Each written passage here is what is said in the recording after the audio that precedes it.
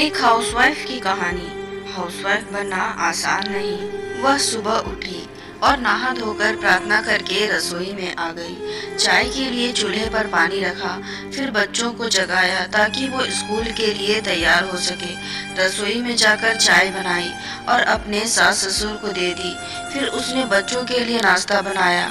बच्चे जब तैयार हुए तो उन्होंने नाश्ता किया और बच्चों का भी लंच पैक किया। इसी बीच बच्चों की वैन आ गई। बच्चों को स्कूल भेजकर टेबल से बर्तन समेटे। अब पति ऑफिस के लिए तैयार होने गए तो उनकी जरूरी चीजें निकाल कर दे दी। जल्दी से किचन में आई और पति के लिए नाश्ता तैयार किया। एक पराठा और अंडा अभी बना ही था कि ननद रसोई में आई। यह कहकर नाश्ता ले गई कि मुझे कॉलेज जाने में देर हो रही है। उसी समय देवर भी यूनिवर्सिटी जाने के लिए तैयार हो गए। नाश्ता बनाया और मेज पर रख दिया।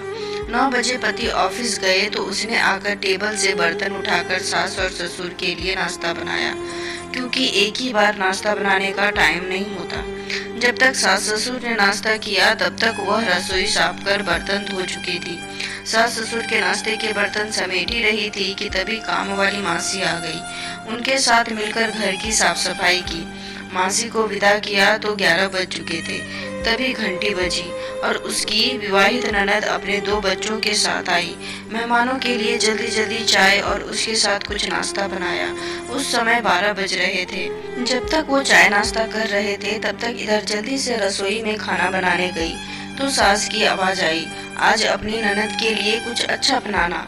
उसने ननद के लिए स्वादिष्ट खाना बनाया और जल्दी जल्दी रोटी बनाने लगी, क्योंकि 1 बजे थे और उसके बच्चे आने वाले थे। बच्चे जब स्कूल से आए तो उन्होंने मुंह हाथ धोए, कपड़े बदले और उसने उन्हें खाना खिलाया। तभी कॉलेज से छोटी ननद भी आ गई और देवर भी आ गए। उसने सबको खाना परोस कर खिलाया। जब सब खाकर उठे तो 3 बज चुके थे और उसे अचानक भूख लगी। उसने मेज पर हॉटपॉट में देखा तो एक भी रोटी नहीं बची थी। वह सब बर्तन समेट कर रसोई में जा ही रही थी कि उतने में पति घर में दाखिल हुए। उसे देखकर पति ने कहा, मुझे बहुत भूख लगी है, जल्दी से खाना निकालो। वह झट से रसोई में गई और अपने पति के लिए रोटियां बनाने लगी। जब उसने पति के लिए खाना लगाया तब 4 बज चुके थे। उसके पति ने उससे कहा, आओ तुम भी खा लो। उसने आश्चर्य से पति की ओर देखा, क्योंकि उसने सुबह से कुछ नहीं खाया था। वह पति के साथ खाना खाने बैठ गई। जब उसने अपने मुंह में रोटी का टुकड़ा रखा तो उसकी आंख से एक आंसू निकला। उसके पति ने पूछा, तुम रो रही हो, क्यों? उसने सोचा, मैं इनसे क्या कहूँ, ये क्या जानते हैं कि ससुराल में इतनी मेहनत के बाद मुझे ये रोटी खाने का टाइम मिला, जिसे लोग मुफ्त की रोटी कहते हैं। उसने अपने पति को उत्तर दिया, कुछ नहीं। उसके पति ने कहा, औरतें कितनी बेवकूफ़ होती हैं, किसी कारण के बिना ही रोने लगती हैं। तो दोस्तों, ऐसी होती है हाउसवाइफ की लाइफ। इस छोटी सी कहानी पर आपकी क्या राय है, कमेंट में जरूर बताएं।